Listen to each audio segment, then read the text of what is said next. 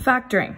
Factoring is another skill that's going to come up within these identities. So let's look at the first example, sine cubed theta plus sine theta times cos squared theta. I'm going to look for greatest common factor. In here, that's a common thing. So you're going to look for a GCF.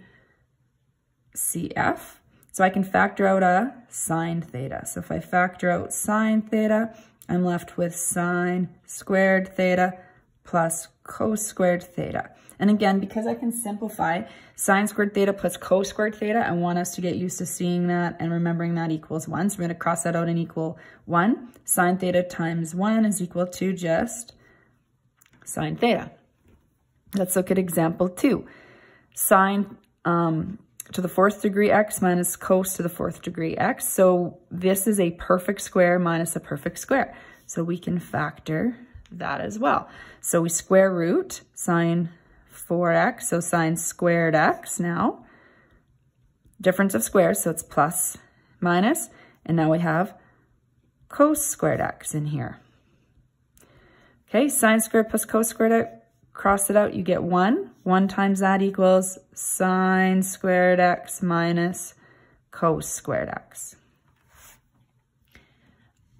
Another common thing that could comes up if we're having trouble simplifying. Sometimes we want to build an equation up. We can multiply it by the conjugate. So for example, in this question, the conjugate would be the denominator with the sign in the middle change. So I'm going to multiply this by 1 minus sine theta over 1 minus sine theta. Now it's a good idea around the binomials to put brackets. If they're too close together and you don't have brackets, you could get a bracket error.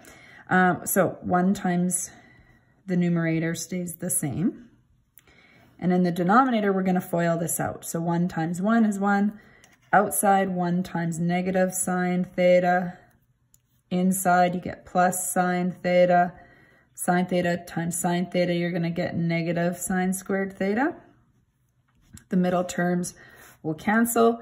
So we've got 1 minus sine theta over 1 minus sine squared theta. Now the reason that we would do something like this is it allows us to get some squareds in there, which opens up the possibility for Pythagorean identities again. So it would of course depend on the question, but this could also then be simplified further into 1 minus sine squared theta, remember, is the same as cos squared theta from that Pythagorean identities.